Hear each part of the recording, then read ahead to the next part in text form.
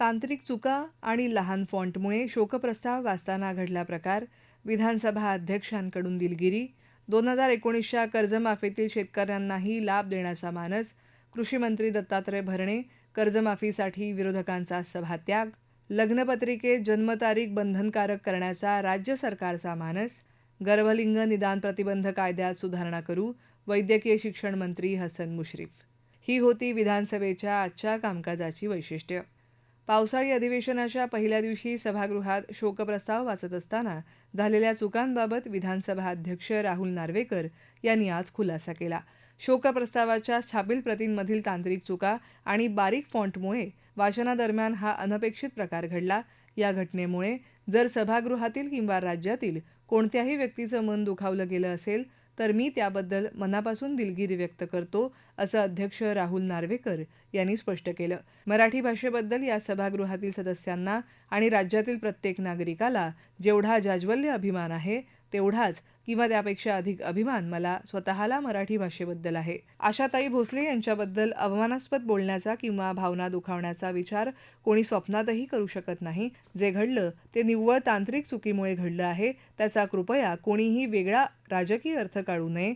तरीही यामुळे जर कुणाच्या भावना दुखावल्या असतील तर मी पुन्हा एकदा दिलगिरी व्यक्त करतो, असं नार्वेकर यांनी सांगितलं. महात्मा ज्योतिराव फुले कर्जमुक्ती योजनेतील 12,71,000 शेतकऱ्यांनाही यंदाच्या कर्जमाफी योजनेचा लाभ देण्याचा निर्णय मुख्यमंत्री देवेंद्र फडणवीस यांच्या अध्यक्षतेखालील उपसमितीनं घेतला आहे. मुख्यमंत्री लवकरच याबाबतचा निर्णय जाहीर करतील, अशी माहिती कृषी मंत्री दत्तात्रय भरणे यांनी दिली. सत्ताधारी पक्षाने 293 अन्वये आणलेल्या प्रस्तावावरील चर्चेला उत्तर देताना कृषी मंत्री बोलत होते. दरम्यान कृषी मंत्र्यांच्या या भाषणात सदस्यांनी मांडलेल्या मुद्द्यांचा समावेशच करण्यात आला नसल्याचा आक्षेप भाजप सदस्य रणधीर सावरकर यांनी घेतला. तर शेतकऱ्यांच्या संपूर्ण कर्जमाफीच्या मागणीसाठी विरोधकांनी घोषणाबाजी करत सभात्याग केला. तत्पूर्वी सर्वपक्षीय सदस्यांनी कर्जमाफीच्या निकषांमध्ये बदल करण्याची मागणी केली. मात्र कृषी मंत्री भरणे आणि सहकार मंत्री बाबासाहेब पाटील यांनी कर्जमाफी योजनेचं समर्थन करत वारंवार कर्जमाफीचा प्रसंग उद्भवू नये यासाठी परदेशी समितीनं सुचवलेल्या दीर्घकालीन उपाययोजनांची अंमलबजावणी केली जाईल, असं सांगितलं. राज्यात बालविवाह रोखण्यासाठी राजस्थानच्या धर्तीवर लग्नपत्रिकेत वधू आणि वर यांच्या जन्मतारखेची नोंद करणं बंधनकारक करण्याचा विचार शासन करत आहे. राजस्थानमध्ये ही व्यवस्था असून राजस्थान सरकारकडून या संदर्भातील माहिती मागवण्यात आल्याची माहिती महिला आणि बालविकास मंत्री अदिती तटकरे यांनी सभागृहात दिली. सदस्य अतुल भातखळकर यांनी या संदर्भातील तारांकित प्रश्न उपस्थित केला होता. दरम्यान गेल्या 3 वर्षापासून राज्यातल्या कुपोषित बालकांचं प्रमाण कमी होत असल्याचंही तटकरे यांनी सांगितलं.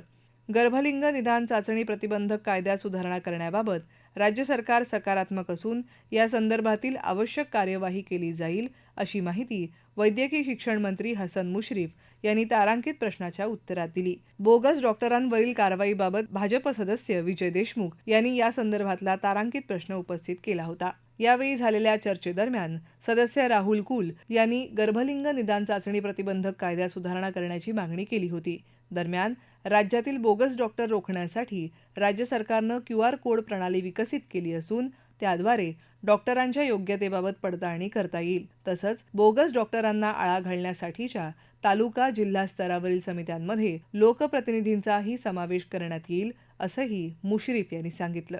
राज्यात आतापर्यंत प्रधानमंत्री आवास योजनेअंतर्गत 6,05,596 घरकुलांची कामं पूर्ण झाली असून देशभरामध्ये एखाद्या राज्यानं नोंदवलेला हा विक्रम आहे. या घरांपैकी 5 लाख घरांचं लोकार्पण नुकतंच करण्यात आल्याची माहिती ग्रामविकास मंत्री जयकुमार गोरे यांनी दिली. भाजप सदस्य समीर कुणावार यांनी उपस्थित केलेल्या तारांकित प्रश्नाला ते उत्तर देत होते. मध्यंतरीच्या काळात केंद्र सरकारच्या स्पर्श या प्रणालीमध्ये काही तांत्रिक अडचणी निर्माण झाल्या होत्या. त्यामुळे या घरकुलांचा निधी देण्यामध्ये अडचणी आल्या. मात्र आता त्या दूर करण्यात आल्या असून निधीची कोणतीही कमतरता सध्या नाही. आजपर्यंत 19,237 कोटी रुपये निधी प्राप्त झाला असून निधीची कोणतीही कमतरता विभागाकडे नाही, अशी माहिती देखील गोरे यांनी यावेळी दिली. या घरकुलाला BDO मार्फत मोफत वाळू उपलब्ध करून द्यायची आहे. त्यांनी ती देण्यात कुचराई केली तर त्यांच्यावर कारवाई केली जाईल, अशी माहिती देखील त्यांनी यावेळी दिली. येत्या वर्षभरात 15 लाख घरकुलांचं काम पूर्ण करण्याचं उद्दिष्ट ठेवण्यात आल्याचं गोरे यांनी सांगितलं.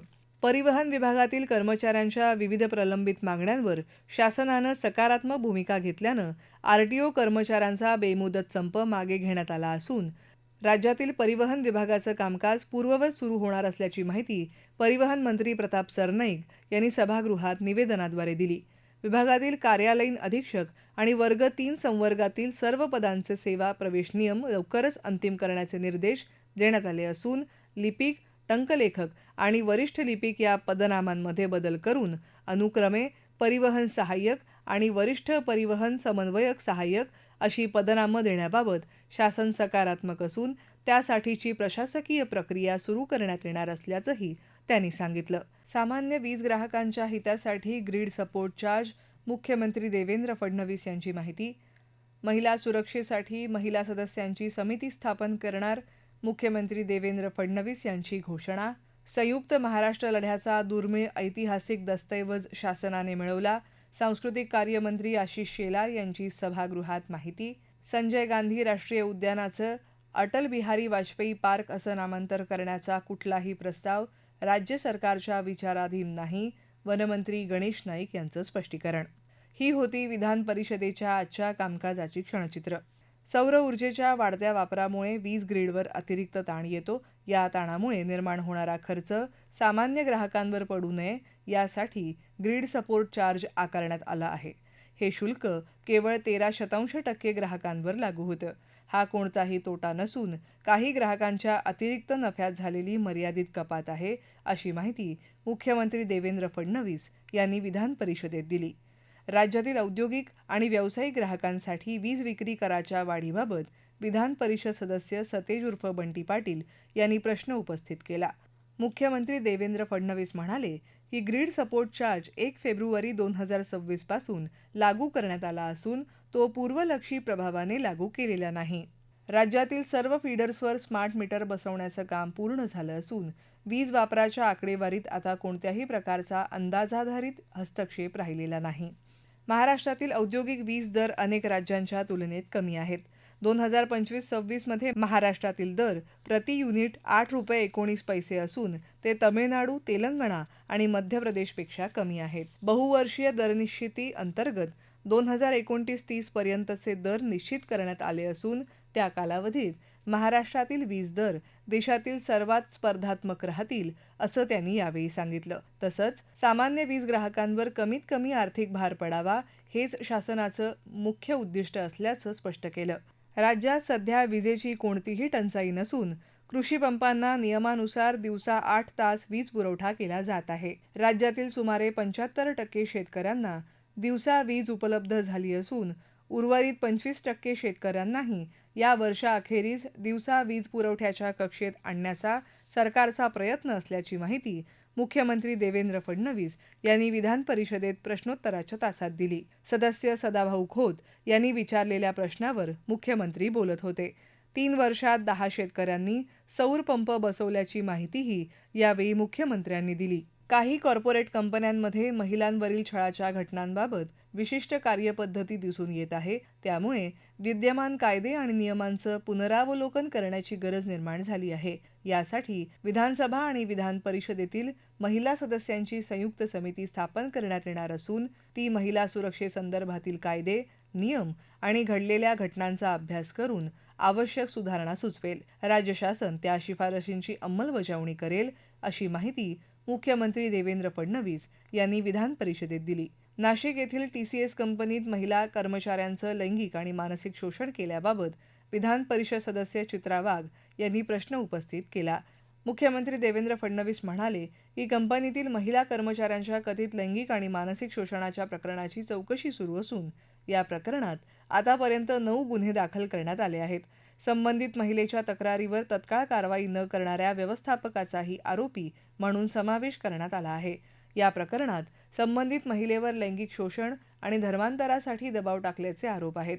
या संपूर्ण चौकशीत TCS कंपनीने पूर्ण सहकार्य केलं असून या कंपनीचा या घटनेत कोणताही सहभाग आढळलेला नाही. राज्य शासन सुचवेल त्या सर्व उपाययोजना राबवण्याची तयारी कंपनीनं दर्शवली आहे, असंही मुख्यमंत्री फडणवीस यांनी सांगितलं. एका घटनेच्या आधारे TCS सारख्या देशातील अग्रगण्य भारतीय आयटी कंपनीच्या विश्वासार्हतेवर प्रश्नचिन्ह उपस्थित करणं योग्य ठरणार नाही. आयटी क्षेत्रात भारताला जागतिक स्तरावर ओळख मिळवून देण्यात आणि रोजगार निर्मितीत कंपनीचं मोठं योगदान आहे, हेही मुख्यमंत्री फडणवीस यांनी अधोरेखित केलं. संयुक्त महाराष्ट्र लढ्याचा ऐतिहासिक दस्तऐवज मिळवण्यात शासनाला यश आलं असून ज्येष्ठ पत्रकार कुमार कदम यांच्याकडे असलेला हा दस्तऐवज शासन आपल्या संग्रहात घेऊन त्याचं जतन आणि संवर्धन करणार आहे, अशी माहिती सांस्कृतिक कार्यमंत्री आशिष शेलार यांनी विधान परिषदेत केलेल्या निवेदनात दिली. मंत्री शेलार यांनी केलेल्या निवेदनात म्हटलं की भारत स्वतंत्र झाल्यानंतर देशांतर्गत जे संघर्ष झाले, ज्या चळवळी झाल्या, त्यामध्ये सर्वात अभूतपूर्व असा लढा म्हणता येईल तो म्हणजे एकसंघ मराठी भाषक राज्याच्या निर्मितीसाठी झालेली संयुक्त महाराष्ट्राची चळवळ. महाराष्ट्रातील सर्वपक्षीय दिग्गज नेते, साहित्यिक, त्याचप्रमाणे सर्वसामान्य जनता, कामगार या चळवळीमध्ये प्रत्यक्ष उतरले होते. त्यांच्या भक्कम आणि सक्रिय सहभागामुळे या चळवळीला प्रचंड धार आली. या चळवळीमध्ये 106 जणांनी हौतात्म्य पत्करलं, असंख्य जायबंदी झाले, सारी मराठी भूमी हेलावून गेली होती. संयुक्त महाराष्ट्र चळवळ ही देशातील एक ऐतिहासिक घटना म्हणून नोंदवली गेली. या चळवळीमुळे तत्कालीन केंद्र सरकारला 1 मे 1960 रोजी महाराष्ट्र राज्याची स्थापना करणं भाग पडलं. आज वयाची 60 पार केलेल्या पिढीला हा इतिहास ज्ञात असला तरीही भावी पिढीपर्यंत हा इतिहास पोहोचणं आवश्यक आहे. महाराष्ट्राच्या निर्मितीशी निगडीत असलेल्या या साऱ्या चळवळीचा इतिहास देशाला ज्ञात झाला पाहिजे, या हेतूने सांस्कृतिक कार्य विभागाने ज्येष्ठ पत्रकार कुमार कदम यांच्याकडे असलेल्या संयुक्त महाराष्ट्र चळवळीविषयीच्या महत्त्वाच्या दस्तऐवजाचं शासनाच्या समितीमार्फत परीक्षण आणि मूल्यांकन करून हे सरकारने आपल्या संग्रही घेण्याचा निर्णय घेतला आहे, असं त्यांनी सांगितलं. तसंच अन्य कोणाकडे अशा प्रकारचे दस्तऐवज असतील तर ते सरकारला द्यावेत, असं आवाहनही त्यांनी यावेळी केलं. संजय गांधी राष्ट्रीय उद्यानाचं अटल बिहारी वाजपेयी पार्क असं नामांतर करण्याचा कुठलाही प्रस्ताव राज्य सरकारच्या विचाराधीन नाही. तसंच उद्यान परिसरात विद्यापीठ किंवा एकात्मिक गृहसंकुल उभारण्याचा विचार नाही, असं वनमंत्री गणेश नाईक यांनी विधान परिषदेत स्पष्ट केलं. अशोक उर्फ भाई जगताप यांनी उपस्थित केलेल्या लक्षवेधी सूचनेवर ते बोलत होते. उद्यानाचं नामांतर करण्याचे तसंच विद्यापीठ आणि इतर सुविधा उभारण्याची निवेदनं सरकारला प्राप्त झालेली आहेत. परंतु वनकायदे आणि इतर नियमांचा विचार करता कायदेशीररित्या ते शक्य नसल्यानं अशा प्रकारचा कुठलाही प्रस्ताव स्वीकारणं शक्य नसल्याचंही मंत्री नाईक यांनी स्पष्ट केलं.